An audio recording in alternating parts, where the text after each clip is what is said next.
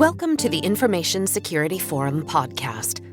I'm your host, Tavia Gilbert, and today we present the first of 2 episodes focusing on the role of the board in cybersecurity.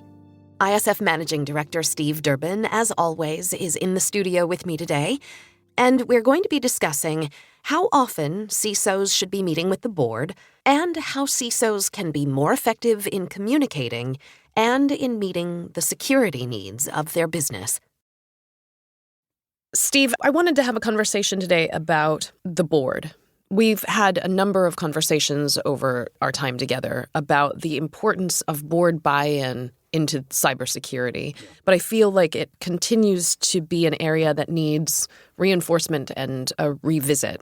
Yeah, I mean, it's an ongoing topic, isn't it? We're not at a stage, unfortunately, where every single board has the right level, appropriate level of cybersecurity awareness. Do you think part of that is the perception that cyber is complex and that one needs to be an expert in order to have an informed conversation around it?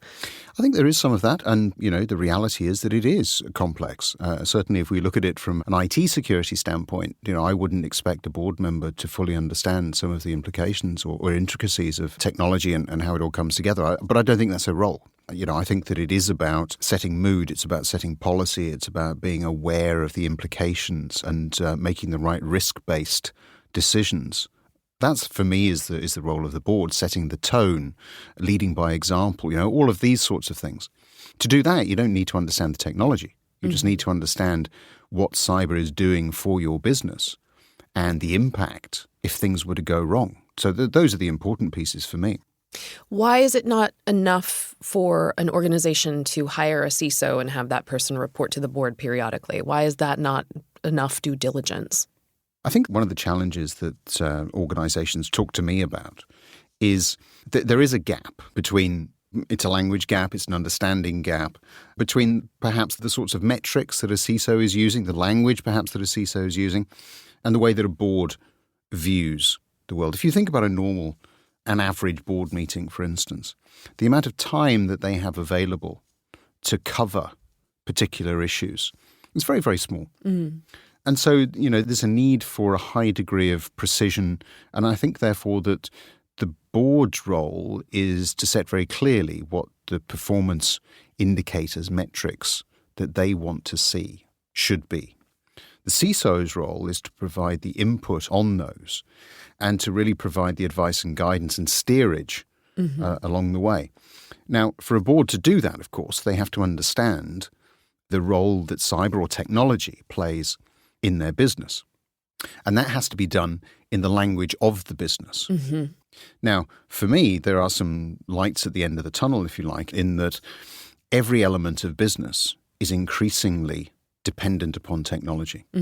So we talk a lot about, the need for digital transformation. We talk about the fact that technology is really driving business decisions and these kinds of things. So technology is weaving its way into the way that the organization operates anyway. And so over a period of time, I'm sure that boards will respond. The challenge now is that they need to be responding very much more quickly. In the absence of that being completely embedded into their organizations, if you see what I mean. So boards can't afford to wait necessarily till the next quarter to deal with things that they may have wished to wait on in the past. Is that the implication? That is certainly an implication. I think that, one of the other challenges with cyber is that everything has become very much more speeded up. And that will continue. As we move towards things like 5G technology infrastructure and enabling things to happen very much more quickly, some of the things that we need to have in place for things like smart cities, autonomous vehicles, all of these sorts of things to operate effectively. And just generally that migration that we have of business transactions, of business processes and practices to being technology enabled, then certainly speed of decision-making is going to become something of an issue. So the board has to be assured that there are processes within the organization that allow the organization to respond appropriately in the moment. And that requires an increased agility. It requires boards to really understand the implications of that from a risk appetite standpoint, because they set the risk appetite. And it requires them to be empowering as well, people outside of the boardroom to really deal with some of these things. because you simply can't wait for a board meeting to get approval on these sorts of Right. things. So I think it is about being able to set very clearly what that overall roadmap looks like. And to do that, the board needs a lot more insight and intelligence than it currently has into the way that technology is being used across the enterprise and the implications of that from a cyber perspective. So do you think that the best CISOs then are people who can speak? You mentioned speaking in the language of the business itself. Yeah. Those CISOs who have very soft skills of communication and interpretation, that they can interpret how the board needs to be trained to interface with them around cybersecurity? Is that a fair expectation to place on a CISO? Yeah, I think it is. And I think it's interesting to look back over the way that the role has changed. Today, I would say that some of the best CISOs do have very, very high degrees of emotional intelligence. They are able to empathize. They are able to consult. They're able to sell. They're able to listen. They're able to communicate in a much more rounded, business-focused fashion than perhaps they were ever required to do even 5 years ago, actually. Mm-hmm. So I think that those are all very important attributes now for a successful CISO, particularly in large organizations, where, of course, the sheer scope of the role has expanded exponentially. Mm-hmm. And then does it work the other way? Are the best boards then those boards that have the soft skills of listening, being taught, taking in information in ways that they may not have been asked to do in the past? Boardroom education, I think, is key in this particular space, whether that means you take your board off, to a bespoke course perhaps that mm-hmm. runs off-site or whatever it might be. But I think that we have to operate on both sides. Mm-hmm. So we have to raise the level of awareness and education in the boardroom of the importance of cybersecurity and technology to the business. We also have to then focus on the role of the CISO in being able to articulate back to the board some of the things we've just been talking about. Mm-hmm. Let's talk about the board not just as a makeup of an entity in leadership of a business, but it's made up of individuals. Yeah. Do you think that board members take seriously enough the threat not only to the business at large, but to they themselves as individuals associated with high profile, maybe highly financed or dealing with sensitive material? Are they taking seriously that they may be at risk themselves? I think that that's one of the more concerning changes, if I could put it that way, that we've started to see. Spear phishing in particular, ransomware, where individuals are being targeted. And of course, if you happen to be a board member or a business leader with a relatively known profile in an organization, then you are potentially a target for these sorts of things. And I think that message has taken a little while to get through.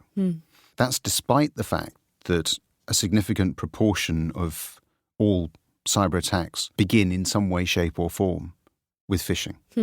And so I think that there is a lot more work to be done in terms of awareness, certainly, education, yes.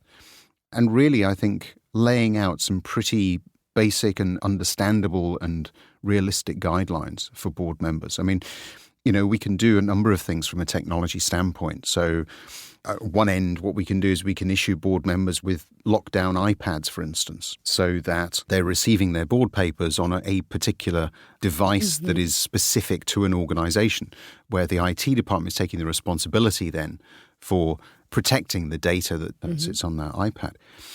Ultimately, though, a board member or anybody, it has to put in some form of password or access code. And so, that's one of the challenges there in itself. Right. But I think that organizations need to work much more sensibly towards understanding what is appropriate, both in terms of, as I've said, awareness, education, but also then some of the technology that's enabled, and whether it be, lockdown devices, whether it be VPNs, whatever it might be that makes the most sense for them, depending on the risk appetite that they've got and depending on the response they get from their users. Mm-hmm.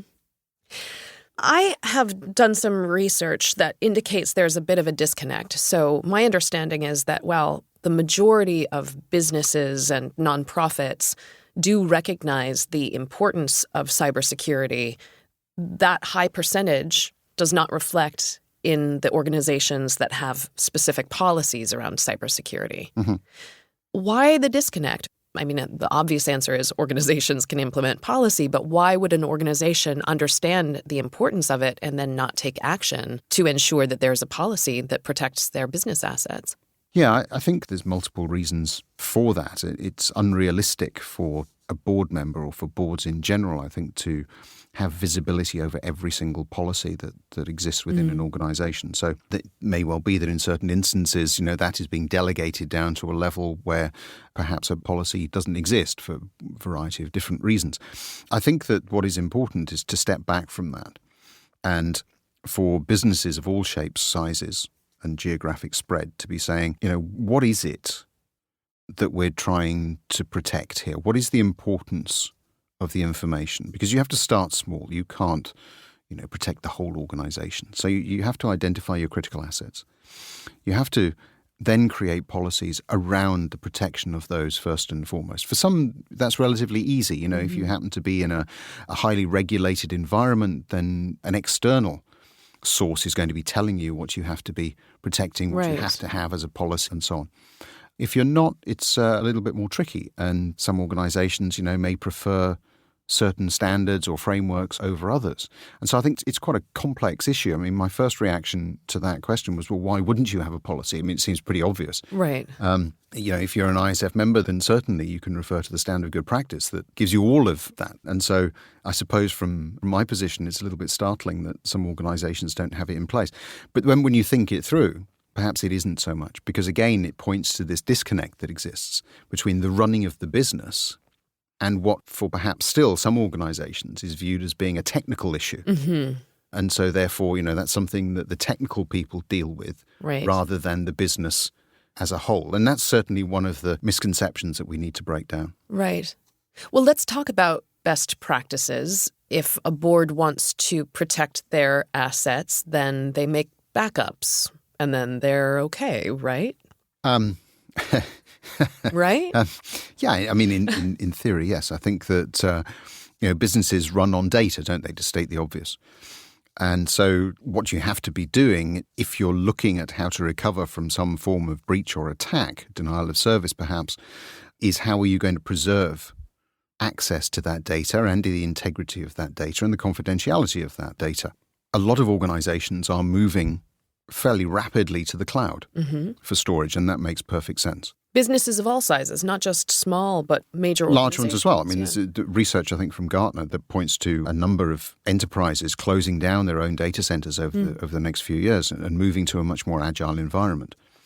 Well, in that agile environment, you have to pay attention to the storage and protection of your information, because even if you're putting it up into a cloud, you're still responsible for that data.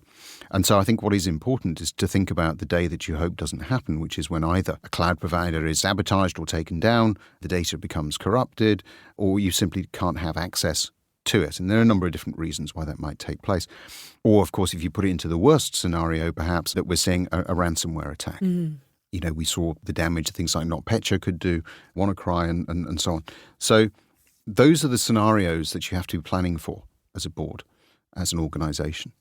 And it is about, therefore, where your backups are. You probably do need to have offline backups for certainly your most critical assets. And you need to be doing that regularly. You need to be scenario planning. You need to be running through, rehearsing your response to some of these things. A lot of it is all about practice, so that when the situation does arise, you do know how to respond in some way and you can do it appropriately. But protecting your data has to be, I think, the number one focus that you as an organization place from a cybersecurity resilience standpoint. So that is something that has to come from the board on down. That's not something that you delegate to your IT guy in the basement. Protect the data. It's about risk. It's about risk, Tavia. So it's about the management of your data within a risk environment. The board sets the appetite for risk. And so that's where it has to start. I would expect a board to be reviewing its risk register on a regular basis, on an ongoing basis. And certainly I would expect to see that appearing in there. It may appear in a number of different guises. It may be related to the customer, for instance. It may be related to certain products that they have. Fundamentally, though, it's about protecting the data that goes into those different elements. And as I say, it should sit on the risk register, it should be reviewed regularly, and you should be running scenario exercises that allow you to look at how you recover in the event of loss. Mm-hmm. So let's talk a little bit more about what the board should do. And I think you've just started there, that your cybersecurity has to be integrated into your risk appetite. Does it also have to be integrated into your goals and your plans? I think it does. I mean, if you ask me what my vision for cybersecurity is going forward, it is one where we begin to segment, if I could put it that way, the whole piece in a number of ways. What I mean by that is that I think there is a role, will continue to be a role, for what I would term IT security. So the technical components of it, things like the right levels of software that you have in place, the patching and that kind of thing. Security operations, for instance, would fit into IT security for me. Then I think you're going to have the other piece, which is becoming increasingly important, which is the role of the business in security. So I talk a lot about the fact that the CISO and cybersecurity team should be integrated into the business. They shouldn't be standalone units. Mm-hmm. They should be working collaboratively in the business. And so I think that we will eventually get to this environment where you have the technical security piece, the IT security piece, whatever that might look like, and then the business driving every other element. And for me, that's a good thing. Mm-hmm. Because it does mean that we've reached a point of understanding the importance of technology to our businesses and the importance of securing and acting appropriately with that technology in our business. And then we get away from some of the challenges that we're now talking about.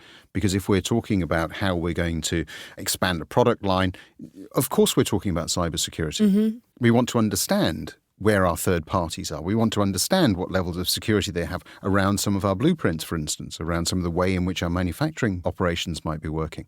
That's very different from where we are today, of course, where we're still much more silo-driven. Mm-hmm. So that's really how I see things going in the future.